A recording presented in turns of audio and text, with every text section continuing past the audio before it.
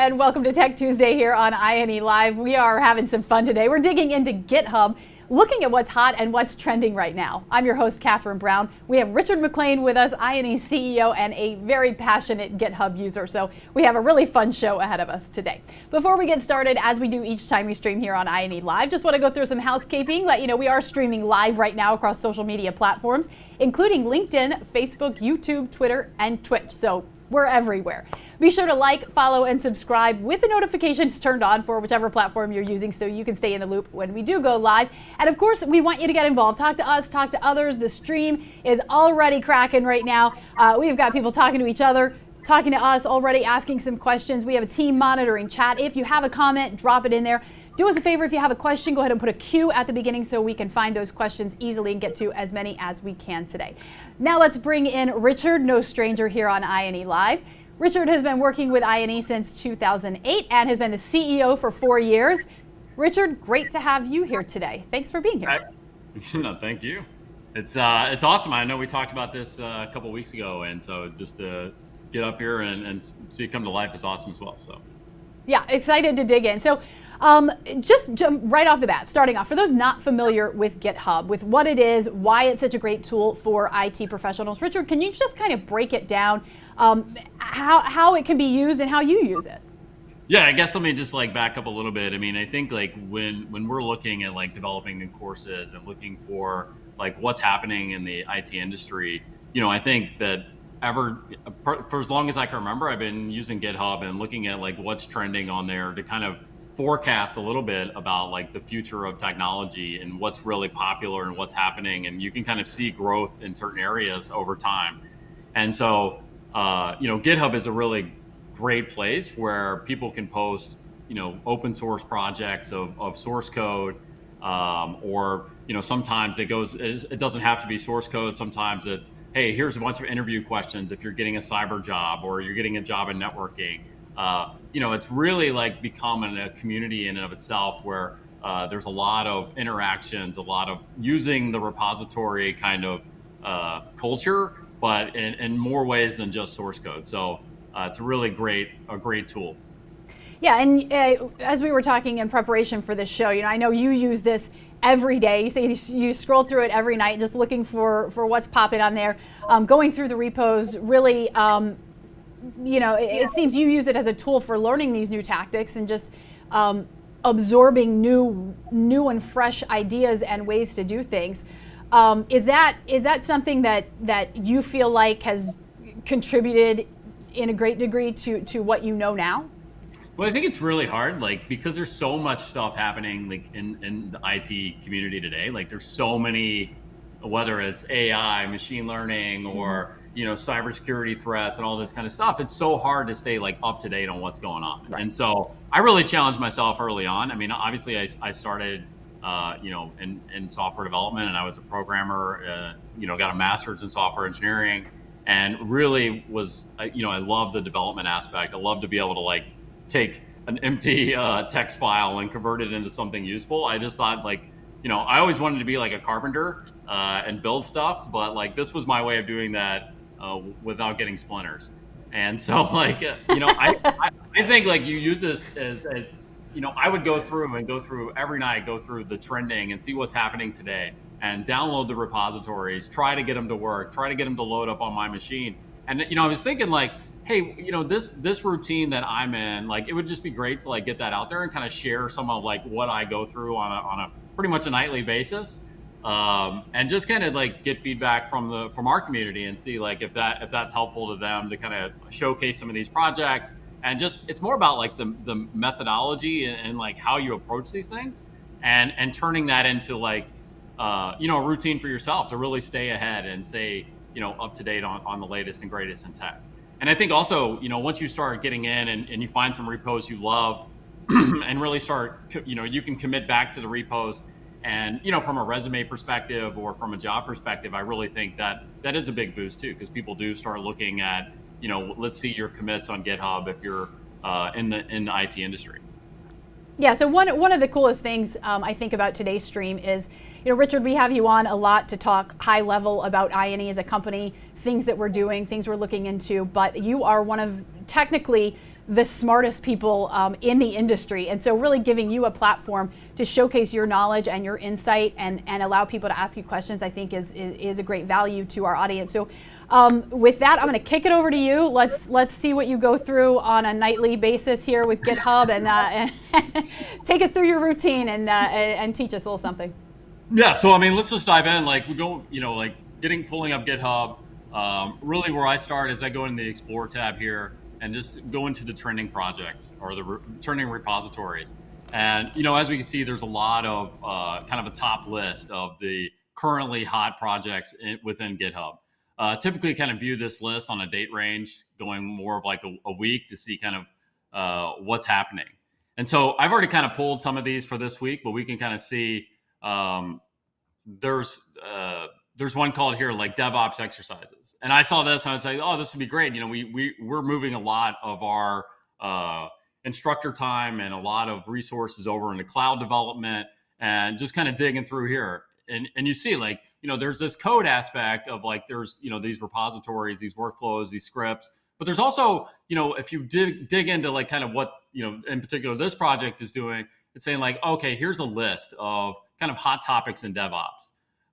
For example, like somebody might not be very familiar with containers, so we can dive into containers and we can see like, oh, there's exercises and solutions.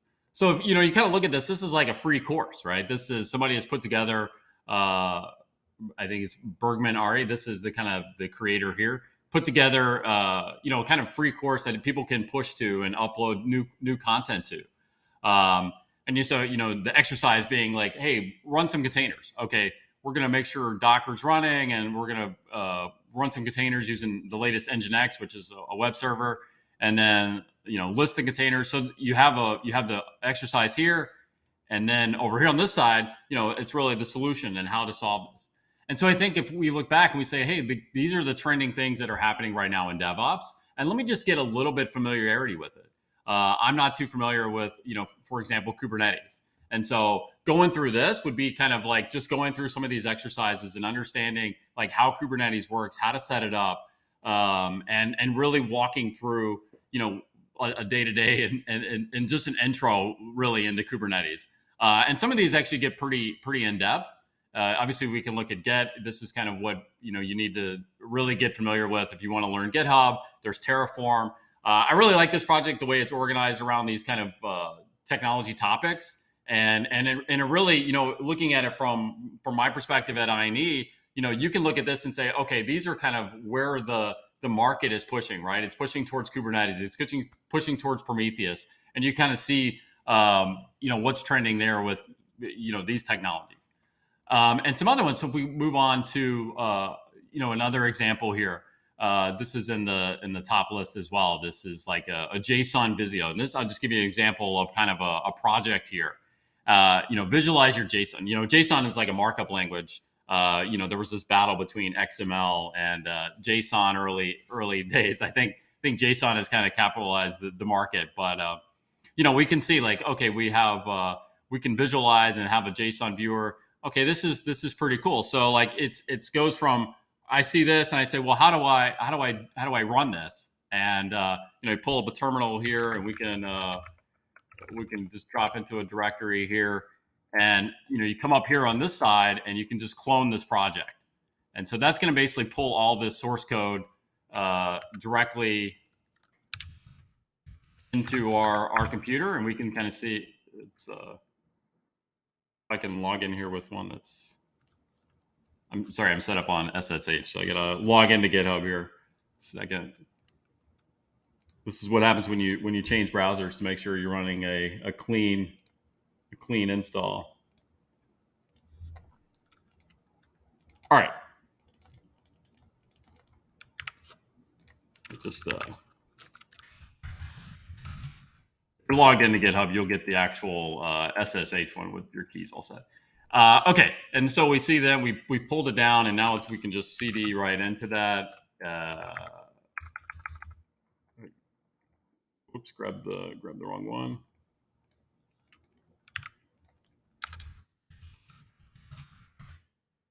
There we go. Okay, so now we can just kind of CD into that file we just did, which is JSON Visio. and then and then we just kind of read the instructions that they provide in the README here. If I can copy and paste.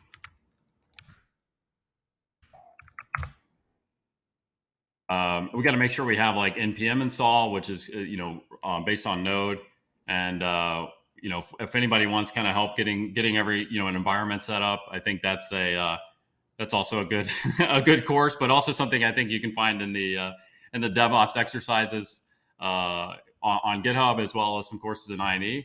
But just make sure you can type like which npm, and it kind of shows if you have it installed, and you can check versions. We won't get into all that right now, but if you're on a Mac, the easiest thing really is to install Homebrew, and then you can brew, search, brew, install. But so now if we run this, we can see now this project is running. It's running on our local host at port 3000. Okay, this is so now we've got this project all up and running.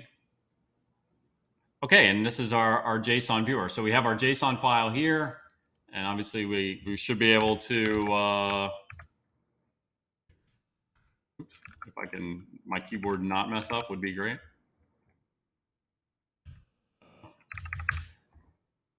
And so we can see this project is working, and we pull it in, and it's like, oh, okay, cool. We got a good way to visualize our JSON.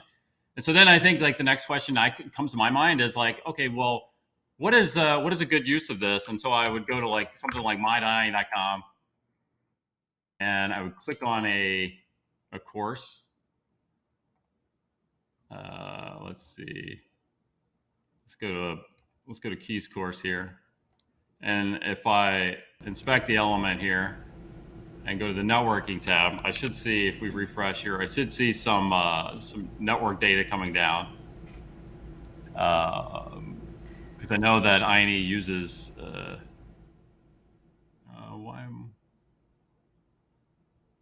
So Richard, as you're waiting for that, we had a question coming from Bob. Is this running in a virtual machine? I figure you can answer that pretty quickly. No, this is actually running directly on my Mac. But yeah, I mean, we could easily run these within a Docker container. I think that's a lot of the projects I do, I run via Docker, because that way you're a completely isolated environment. And it also, the beauty about Docker is like, you don't have to worry about any of the dependencies. It's like a prepackaged application, and it makes it a lot easier to run. But some of these are some of these like npm and stuff like that, it's much easier to just kind of install locally and run it without worrying about kind of the setting up Docker and then closing them all down so they're not running in the background, etc. But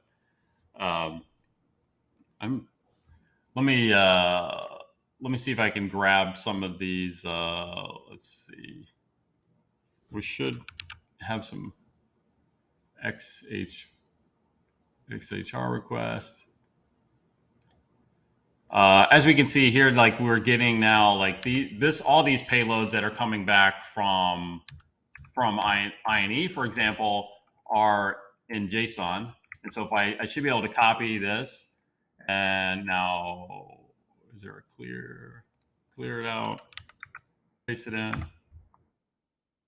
Auto format. Okay, so now we can see like the data coming back from INE.com, for example, and we really see how like the back end is set up, and I think this is like a good use of like a project like this, where you kind of like reading this file and understanding how things are nested can be very tricky. And so having it in a view like this, where okay, this is my request, this is the content, this is the vendor of the course. Okay, this is a Juniper course. It's in Cisco category, it's in networking, and it has some data for a lot of data for the instructor. Oh, okay, that's Keith's bio. And then the certifications Keith has. So you can really see like this, taking one project like this can really help kind of expand, your knowledge of how other systems can work. And I think this was a good example of that. Any questions on this one, for example? Of how we can use this? No, nothing coming in right now, although it's a good time to remind those who are watching. If you do have a question, just shoot it over to us, and we will get it over to Richard. So I'm monitoring that. We have a team monitoring it. So yeah, definitely, if you have a question, send it over. Awesome. Yeah, and so I think like just having an area like if we look back at the GitHub repos, there's so many different categories of things you can learn and things you can do. And like I said, everything from machine learning. There's great ones I'm digging into right now on voice cloning. There's so many kind of open source projects, and you can kind of see how many companies are leveraging these open source projects to create like commercial projects on top of. And so, really being able to get in there, get into the code, pull it down, make a few tweaks, play around with it, I think is really helpful to kind of get an overall understanding of just how these things actually work. And I see one here with Flip, for our cybersecurity crowd. I see Flipper Zero has put out their firmware and the Flipper devices. Those are very interesting to look at if I think it was a Kickstarter or something, but a cool little hacking device that's fun. So I think let's go to the kind of back on this trending for the week. And I know we do have a lot of our audiences, a lot of people in the cybersecurity space. And I see like one here that's called Hashcat, and it is it looks like to be the world's fastest and most advanced password recovery utility. And I would say from a security standpoint, that sounds pretty useful. Hey, Richard, we did get a question in.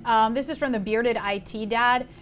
Wants to know, are there risks involved with GitHub projects? I can tell you.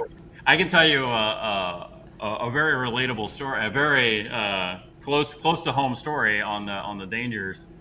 Back a few years ago, we had some programmer interns start at INE and decided to do a Git push with instead of using kind of Git ignore and env files, we're using just putting credentials in the code, and didn't realize they had set the project to public, and all of our AWS keys were published out on GitHub. No joke, about 24 hours later, we look at the bill and it's $40,000 on Amazon. Someone had scraped the key and created just hundreds of devices all around the world in all the zones, mining Bitcoin or Ethereum at the time. And so I would say there's some dangers there. The other dangers I would say is that, on the good side, a lot of the projects, especially these popular projects, have a lot of eyeballs on them. The source code is obviously open, widely available. So from a danger from that perspective, I would say that risk is pretty low, especially if you're looking at projects that are, really trending and have a lot of active community. Now, there are some projects on here that are a bit more nefarious, but you can kind of see those if you click through like some of the issues. You can kind of see people reporting issues of that as well.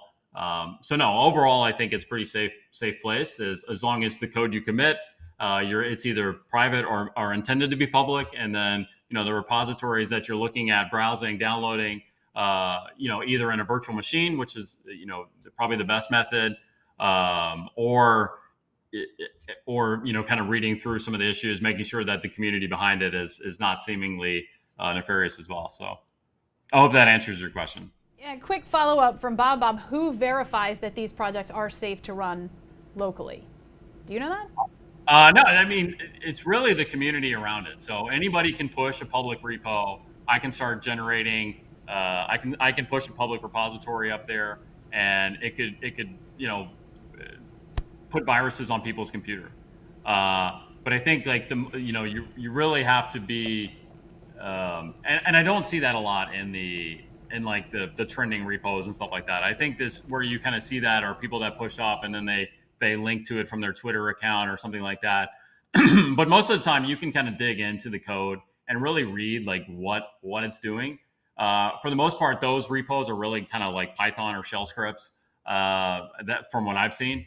And so you can kind of read through it and, but it's probably not something that, that I would say that you're going to catch up on it and see in the trending and want to like dive into.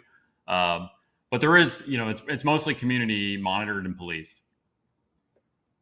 And there are some, I know you can report repositories as well to GitHub, and they can take them down. But I would say that's less frequent. Does that help? Perfect. So I think we have a lot of viewers on our cybersecurity side, and so you take a look at something like Hashcat. I mean, there are so many projects that happened recently on GitHub, whether it's the broken pipe or these different exploits that have 0 days that come out and people show how to exploit them. I know we've done a really good job of kind of taking those and putting up labs for them. But it's also something, if you want to get into the code and you want to kind of figure it out and understand how the exploit actually works, I think this is a really good place to do that as well. And so, for example, you look at Hashcat, and I could go over to somewhere like our attack defense labs, and you can see like we have an entire under password cracking here, getting started of why you'd want to do it, what are the basics, and then from there into hacking, cracking these different types of files, whether it's MD5 or whether it's SHA or different encryption types. So for something like Hashcat, I really wanted to kind of understand, like, from a perspective of how secure is the stuff that I make. I think that's one of the things that we pass around a lot of files here at INE. Sometimes we create Excel files, and they're probably labeled like highly confidential. And so I would want to take this file and save it. Let's see. We can do a passwords on this file. I'll just be like a normal user. I think oops.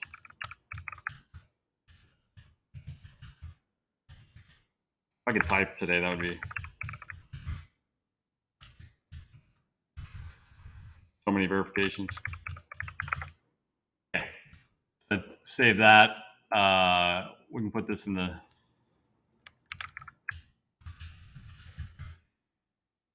Now we have a very secure. We can try to kill this.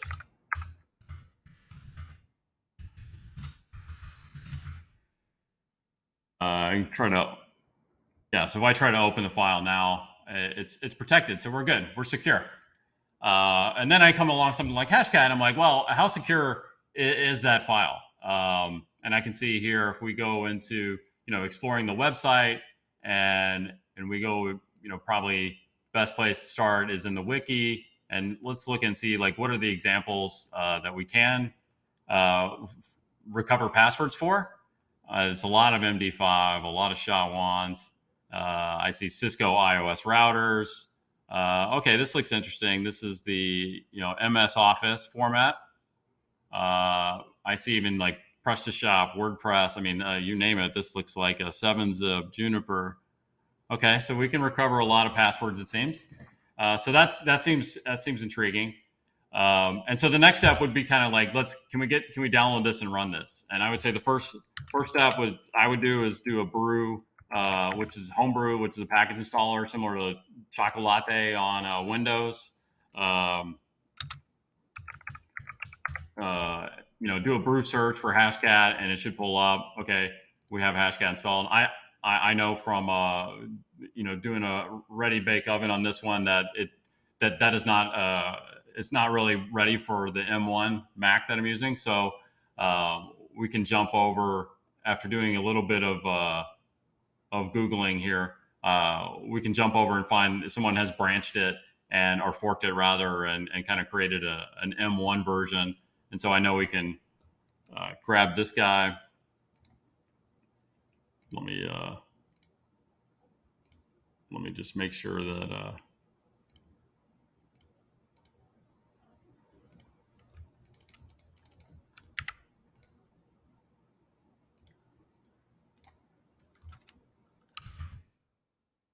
yeah, let me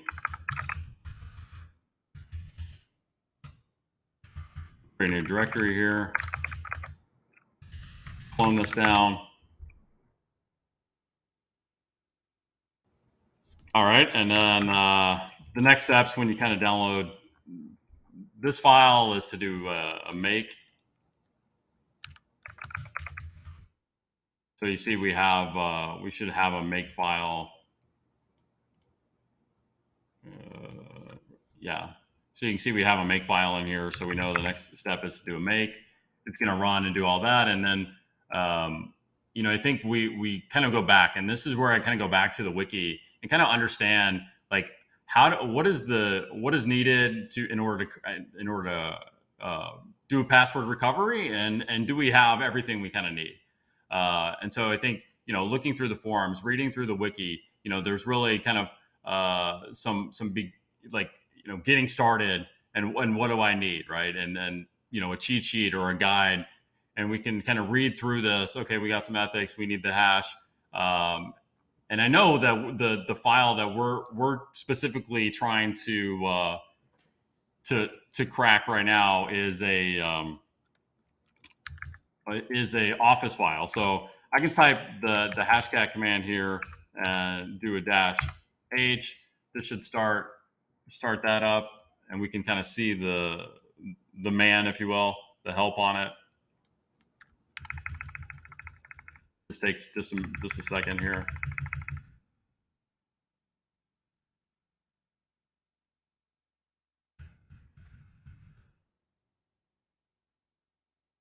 Maybe more than a second. There we go. Okay, so I mean, this is probably one of the most extensive helps I've seen on a command. So it's listing all the hashes. These are the different types, as we saw on the wiki. These are the different types of applications or hash types. You know, if we look something like old WordPress, you know, we know that's an MD5, for example.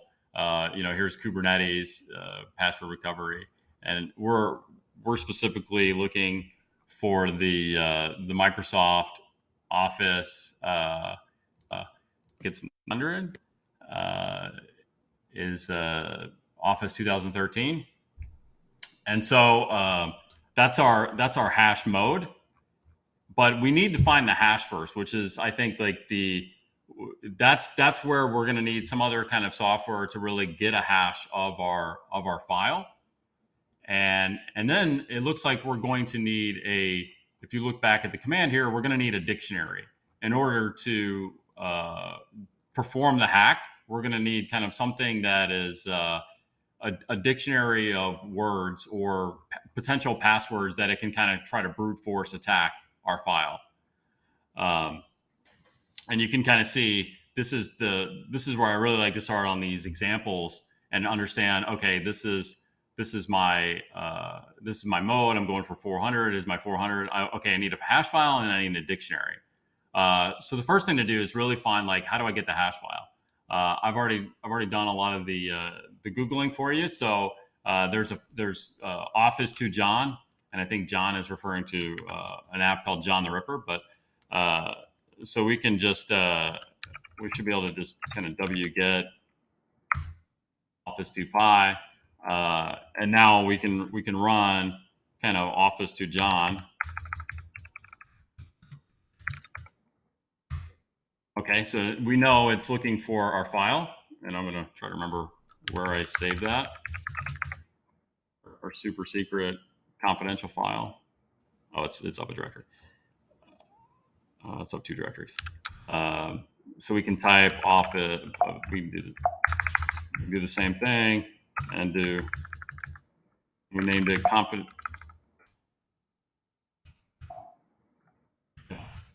confidential. Okay, so now we have, let's pipe that into a hash.txt file. And now let's go back to the example hashes for Office and make sure that looks good. Search for it. Okay, so So Office 2013. So it looks like our Office to John, it outputted the file name in front of the hash. So we can just edit that real quick. Our hash dot. I could type. That would be great.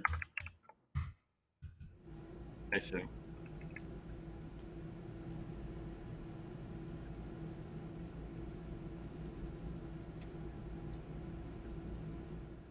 Okay, so now we have our hash, and we know our mode, and now we need our dictionary list.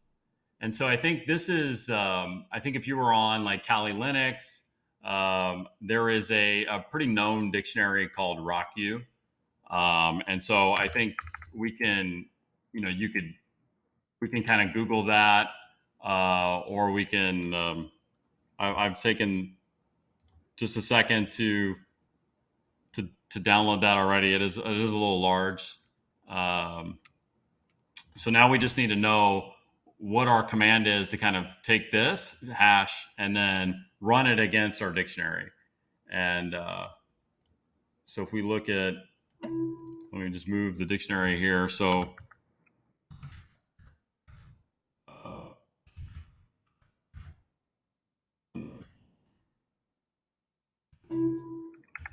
the instructors at INE make it easier to go through this stuff than me, but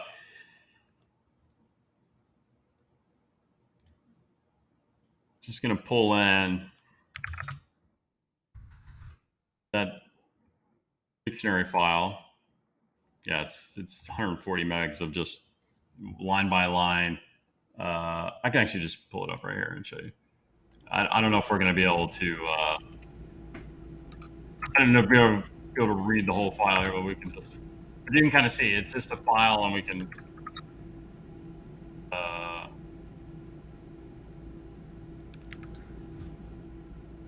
It's all sorts of just different potential passwords that we're going to kind of brute force, and these are probably the most common passwords, and I think there's over 100,000 or so of them. So, so this is basically our password file. We should be able to just run now hashcat, and then the M was the 90. I believe it was 9600 was Office. If we look back up there, and then we look right here at the example. Now we put the hash file in, which we named hash.text. And then now our dictionary file, which I'll just paste in the source, the location there since I have trouble finding it. And then we can run that. It's gonna start using the M1 Max chip here. So hopefully, according to Apple's marketing material, it should be quick. Hey, while you're waiting for that, Richard, we've got a suggestion here that this transitions into a course from you. So just put that in your cooker. Yeah. I would love to do some courses. I think a fun course. I think a fun course would be building an arcade with Python. So, all right. And so if we look now, this is finally cracked. You can kind of see the status here. It has cracked our password, and it shows you kind of all the outputs here. I mean, that was pretty quick. Let me see. Let me try to pull up. Here is my confidential.xls file. And so it sees the passwords right here. I put in test 1, 2, 3, 4. So we paste that in, copy and paste it. There we go. Now we're in the file just by cracking the password. And so obviously this could be used for good or evil, but I like to think of it as sometimes I create passwords for files and I can never remember what it is. And so, it's at some point you kind of stop and then you stop putting the passwords because you can't open your sheets anymore or Google Docs, not Google, but Microsoft Docs. But you can really just see how easy it is if you use common passwords, if you don't use kind of best practices, how easy somebody can kind of just take that, especially a lot of times you can do, file type searches on Google, find these files that aren't supposed to be public, and easily reverse engineer the password from it. So yeah, I just kind of wanted to walk through, and this is kind of that 30 minutes is like typically what I do in an evening, pretty much every evening, and kind of go through and try to just figure out how all this stuff works, and then yeah, that's kind of so any questions or anything like that would be more than happy to go through anything else. Yeah, so this is actually just a question for me. So you do this every night, and you go through a different repo, say 1 or 2 per night, right? Just kind of what's trending, what's hot. Well, you make me sound kind of nerdy talking about it like that, but calm like a sea. I go. I don't know what to tell you.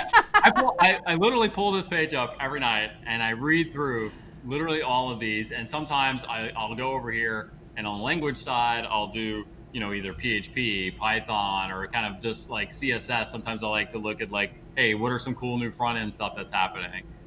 Really trying to filter it down a little bit. And then, on a lot of these, like if it's Flutter, it's like, oh, what is Flutter? Okay, well, I read through it, and then I build a Flutter demo, and then I'll do the Flutter kitchen sink, and then like just kind of understanding like what Flutter's pretty cool with encapsulation of HTML entities, but some of this stuff you just go through, and like it's just so fun to kind of like build these projects out. And I think it just gives you so much of an understanding of like how just these things really work. And some of the times you find like really cool projects that like you feel like could be useful, whether it's in INE or in my personal life or whatever. You just find stuff that's like really kind of I think like fun, and it's like to me, this stuff, just diving into these things and really getting into the weeds is really fun. So yeah, every evening, just there you go. You know where to find Rich now. No. All right, we had another question from the bearded IT dad. Were there big changes when Microsoft took over GitHub? Surprisingly, no. I think that we haven't really seen, any major, and it's so funny because at the same time Microsoft was acquiring GitHub, GitLab was becoming more and more popular. You obviously had like GitHub, GitLab, and Bitbucket were kind of like the 3 that were competing in the space, and but you still like GitHub has still become like the de facto repository for open source. Obviously, a lot of businesses moved to GitLab, but I think when you look at like open source spreadability, community around it, GitHub is still, post Microsoft, pre Microsoft, really haven't seen much change there. I think though on the one benefit, you can now create private repositories as an individual, which previously you were kind of limited in that you weren't able to create private if you were just non-paying individual. So another question coming in, do you test things, I assume this is asking you and the way you use, do you test things from GitHub in a sandbox first?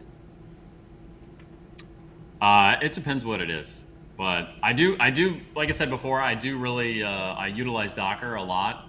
And so some of these projects, like if you think about like Hashcat, for example, I know we have some, like I said, we have some great examples here, which kind of puts you in that container mode. So I will look on INE, I will look on Pentester Academy to see if there is something kind of already out there. And then the next place kind of going is like the Docker Hub. So if you look at here, you can kind of start exploring some repos. So we can look here, and there's already a Hashcat build of Docker, right? So you could easily be able to kind of just create, Docker pull into this repository and kind of go through, kind of go through the same examples using a container instead of your own machine, which that obviously prevents a lot of dependency issues that arise. I mean, that's the number one thing you're fighting is like dependencies, whether it's Python code or whatever, it is like, fighting through, we used to call it DLL hell back in the Microsoft days, and now it's kind of dependency hell for some of these projects. And I think that's why Docker and these container services have really taken off, is to prevent that. So looking at this from like putting myself into a management position, right? Someone who leads a team, an IT team at a business. Is this something that, say, a manager should encourage their team to be doing on the regular? Like, you're a CEO, you're doing this every single day, right? Is this something that managers should be encouraging their IT teams to get on here, explore, get their hands dirty, that sort of thing? Yeah, I don't know about, I don't know if I would tell my teams to do it every day, but I think like having your teams,